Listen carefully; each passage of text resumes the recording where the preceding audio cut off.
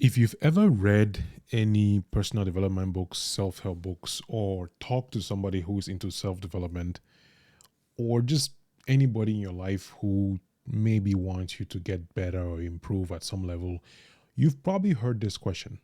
It's a very simple question, and the goal of the question is already there. It's one of those questions that you don't even need to think too much about it. I want to provide a twist to the question, but I also want to provide some of the struggles that I've had with that particular question and how things are evolving for me, and maybe some ideas that I will leave dangling for you to maybe assist me in the comment section. So the question is actually this. Let's not drag this longer than it needs to be. The question is, if you had one day to live, or 1 week to live, or 1 month to live, what would you do differently? And the goal of the question is to put you in a mind state where you think about your mortality, you think about the decisions that you've made, you think about decisions that you make differently. And I mean, it's pretty straightforward, isn't it? It's such that if you've been living your life in a particular way and making decisions based on what people have said, what your parents had said, or what you were just feeling, the question is supposed to help you think, like, do I really want to live my life like this? Is that how I want to be remembered? Am I okay with the way things have been? Do I want to change anything? And I think there's some people who already know the question, who just approach it like, I know what you're trying to do. I know what you're saying. I don't care. I'll do the same thing over and over. The twist I want to provide is actually not that special. It's really about extending that time frame. Instead of asking yourself, what if you were going to die in a day or a week or a month? How about if you knew you were going to die 10 years from now? What would you do differently? And I don't think that got you off guard, but think about it. And the reason I'm asking that question is because I've been trying to find reasons to keep doing what I'm doing when it comes to my content or my goal of building some kind of business using my abilities as a content creator, or not just building specifically a business, but just helping people, getting paid for it, finding a way to do just that, or do it in a way that is sustainable. And I've been struggling, really, especially because last year was rough. One of the ideas that I actually had to make this video of my comeback to YouTube was the idea that last year was rough. Last year, my sister died. My younger sister died. Last year, I moved to a different state, and the relationship that I was in at the time ended.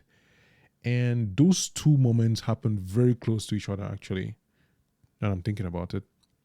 And so I had to really reconsider a bunch of things.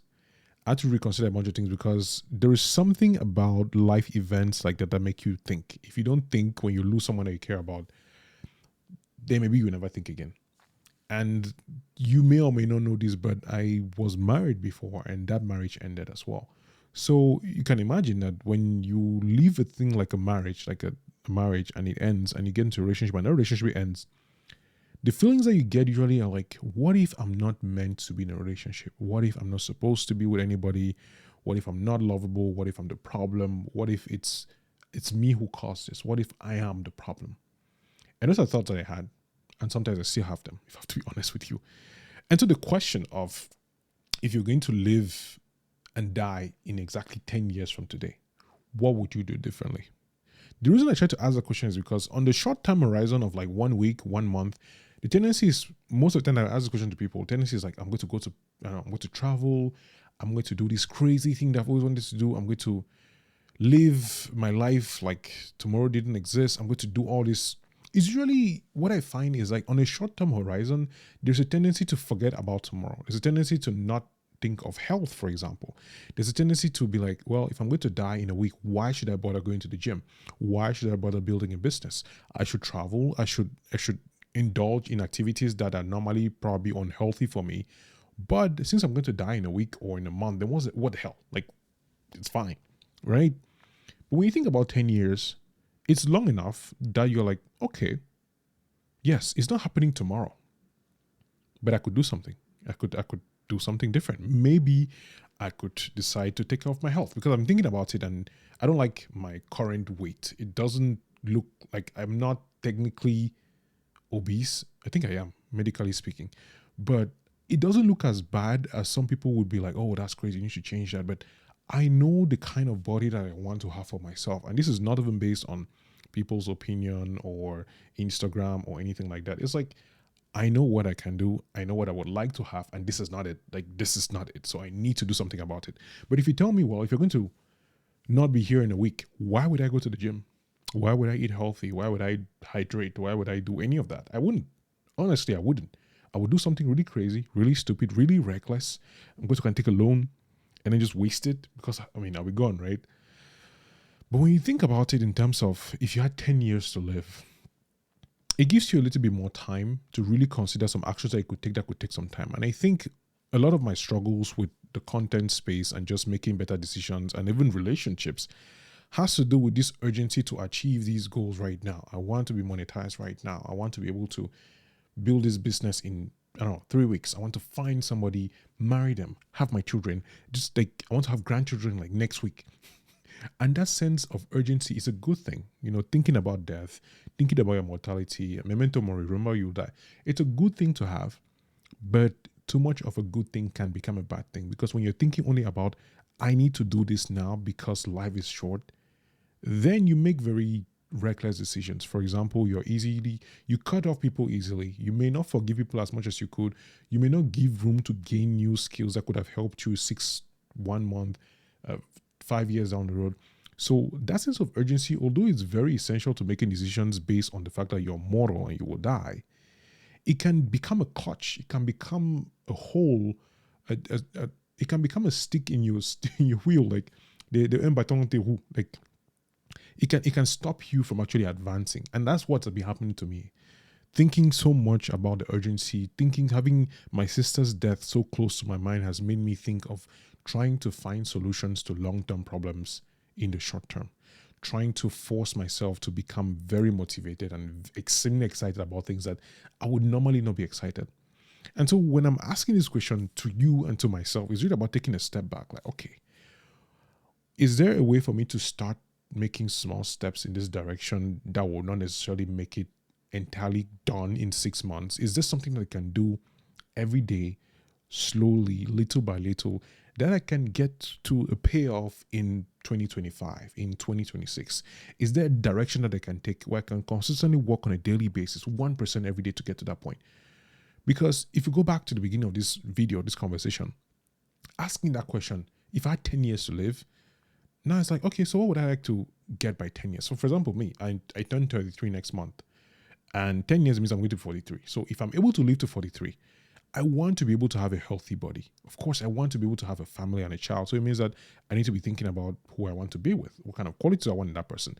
I may not have to necessarily hurry to find the next person, but I need to be more intentional about the way I'm dating, the way I'm approaching, the way I'm communicating, the skills that I'm gaining, my own personal inner work to be able to be lovable and emotionally stable enough to be present for another person who has their own struggles and their own weaknesses and their own strengths. So now, if you had just 1 week to live, you would not be thinking about going to therapy. You would not be thinking about going to the gym. I mean, maybe some people will do if they really like it, but most people won't. And I think that's the problem with trying to think so much about one's mortality in the near term. Whereas thinking about your mortality in the, I guess, mid to long term gives you room to actually be a little bit more present, a little bit more patient with yourself. And I think it's very important, especially in relationships of all kinds, because it seems people are so quick to cut people off, so quick to block them. I mean, I know I block people very easily these days because I don't have the patience to deal with them. But when I think about it, maybe before I get to that point, I will really consider, is this relationship worth saving? Is this someone that I'm upset with that I can still keep in the, in my periphery? Hopefully we may be able to work it out. Or is it somebody that if I had to die in 10 years, I would not care about this person? So I ask those questions a little bit differently. But ultimately, the one thing I really want you to take from this conversation is that instead of running away from the question of mortality, instead of feeling like, well, I'm not going to die next week. First of all, you don't know. I don't know. Nobody knows. But we could consider like, okay, if I'm going to live a long enough life, how would I want that life to live? Physically, emotionally, spiritually, financially. Would I buy this car if I knew that I would need this money in 5 years to send my child to school? Would I invest in this particular stock if it was going to be for the next 20 years? Would I get this job? Would I move into this career? Would I stay in the same career? Would I marry this person if in the next 2-3 years we are still together? Because thinking about these questions in the mid to long term gives you a little bit more room to use your imagination and to think a little bit deeper about the kind of person that you want to be. the kind of decision you want to take, because life is both long and it's short. And as much as we might think that we have all our lives to live, and I'm promoting this with this video of, hey, you could have 10 years to live, we don't really know. But if you're aware that it could be a long time for you to get certain things, and you focus on what you can do today to accomplish those goals in 5 years, which is what I'm really struggling to do right now. Because this video, honestly, it's me doing what I can do today, because I am frustrated and overwhelmed with the fact that I have so many ideas. I have videos I have shot. I have multiple things that I want to try out. But I ask myself, okay, what is the one thing that I can actually talk about today? What is the one thing that will be relevant for me today, tomorrow, in 5 years? If I had one video to make for my future self, what video would that be? And the video that I want to make is a video where I tell myself, bro, yes, you're in a hurry to do all these things. You want to get into a relationship. You want to get a family. You want to build a career. You want to be healthier. You want to look good. You want to be successful in many ways. However, you don't have to rush into it. Take your time, make a plan. You can act in urgency on a day-to-day basis, but don't expect those results to happen next week or next month. Do what you can, push slightly a little bit, but don't push so much that you burn or overwhelm yourself. That's the message that I have for you today. And I hope that as you're figuring things out and working through your own struggles and dealing with the world as it is changing and the different decisions you have to make and different people you have to interact with, I hope you find it in you to have that moment of patience, to just think about the next 10 years, not just the next 6 months. When somebody pisses you off and you want to cut them off, think about the relationship that you've had with them. Is it worth just ending this now? Could this be built into something else? Could we work on this? Those are questions that I think really open you up to the possibility of taking a step back, looking at what you did to cause that. Maybe you take responsibility, maybe you don't have to take responsibility, but it just gives you that room to just pause and look at the long term. Because when you play the long-term game, you're much more likely to win. But if you play the short-term game and you want to win now, today, and not think about the compounding effect of relationships, decisions, taking care of your health, praying, meditation, building relationship with family. When you think of siblings and how many years they spend together and how those years are built with memories that could compound to build a very strong bond. Imagine a partnership, a marriage, a business relationship that over the years just keeps getting better and better as the people get to know themselves. So as you meet people, as you make decisions, yes, think of the urgency of life and how quick it could end, but also keep in mind that you could have a long time to deal with the decisions that you're making today. My name is Kamga Tchassa. If you like this, share with a friend and have a nice day.